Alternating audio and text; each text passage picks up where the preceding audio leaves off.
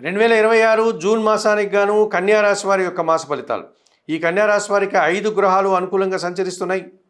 60% సుఫలితాలకు అవకాశం ఉంది.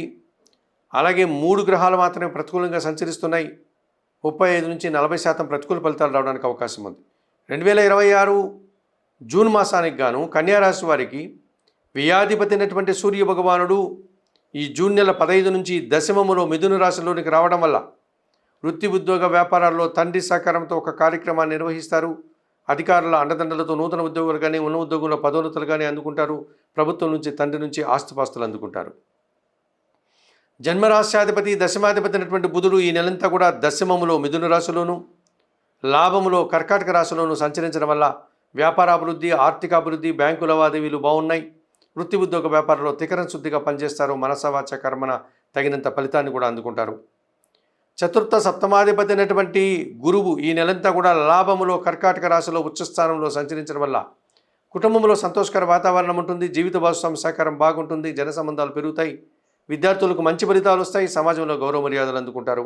ద్వితీయ భాగ్యాధిపతి అయినటువంటి శుక్రుడు ఈ నెలంతా కూడా లాభంలో కర్కాటక రాశిలో సంచరించడం వల్ల మీ మాటకు విలువ పెరుగుతుంది.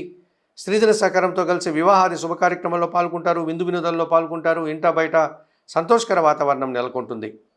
ఇక షష్టమములో కుంభరాశిలో రాహువు సంచరిస్తున్నాడు. ఎప్పటి నుంచో కన్యా రాశి వారికి జూన్ మాసంలో కూడా రాహువు షష్టమ భావంలో కుంభరాశిలో సంచరించడం వల్ల ధైర్యంగా చాలా కార్యక్రమాలు చేస్తారు. విదేశీ వ్యవహారాలు కూడా అనుకూలంగా ఉన్నాయి.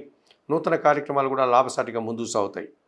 2026 జూన్ మాసానికి గాను ఈ కన్యా రాశి వారికి సూర్యుడు, బుధుడు, గురువు, శుక్రుడు, రాహువు అనుకూలంగా సంచరిస్తూ ఎక్కువ శుభఫలితాలని, లాభాలని, అవకాశాలని అందించే వాతావరణం ఉంది. అలాగే ప్రతికూలంగా 2026 జూన్ మాసానికి గాను ఈ కన్యా రాశి వారికి తృతీయ అష్టమాధిపతి అయినటువంటి కుజుడు ఈ నెలంతా కూడా అష్టమములో మేషరాశిలోను, భాగ్యములో వృషభ రాశిలో సంచరించడం వల్ల కొంతమంది వ్యక్తుల సహకారం మీకు పూర్తిగా లోపిస్తుంది. వాహన సమస్యలు కానీ భూ సమస్యలు కానీ అధికమవుతాయి. దుబారా ఖర్చులు చేస్తారు. వాహన ప్రమాదాలకు గురవుతారు. అనారోగ్య సమస్యలు కానీ ఆర్థిక సమస్యలు కానీ అవమానాలు కానీ ఎదుర్కోవాల్సి ఉంటుంది.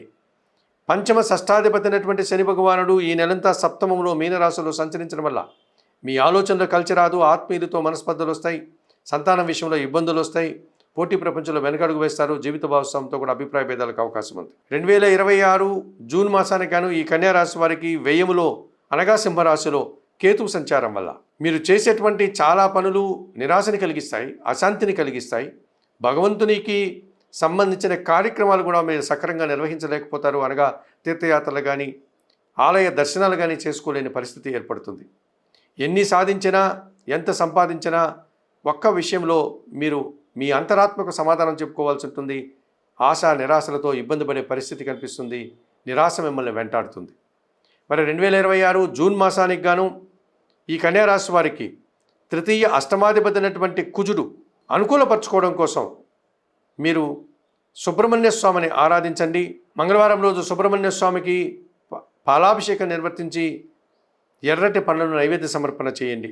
సప్తమ శనిదోషం నుంచి బయటపడడానికి ఆంజనేయ స్వామి ఆలయానికి శనివారం రోజు వెళ్ళి తమలపాకుల పూజ కానీ, వడమాల పూజ కానీ, సింధూర పూజ కానీ నిర్వర్తించండి. సుందరకాండ పారాయణం చేయండి. వ్యయములో కేతువుడు ఇబ్బందికరంగా ప్రతిబంధకాలను అందిస్తున్నాడు కనుక నిత్య గణపతి ఆరాధన, గణేశాష్టకం పారాయణం చేయండి. ఉలవలను బాగా ఉడికించి బెల్లం పొడితో కలిపి గోవులకు ఆహారంగా అందించడం వల్ల ఈ 2026 జూన్ మాసానికి గాను ఈ కన్యా రాశి వారు మరింతగా మంచి ఫలితాలను పొందగలుగుతారు.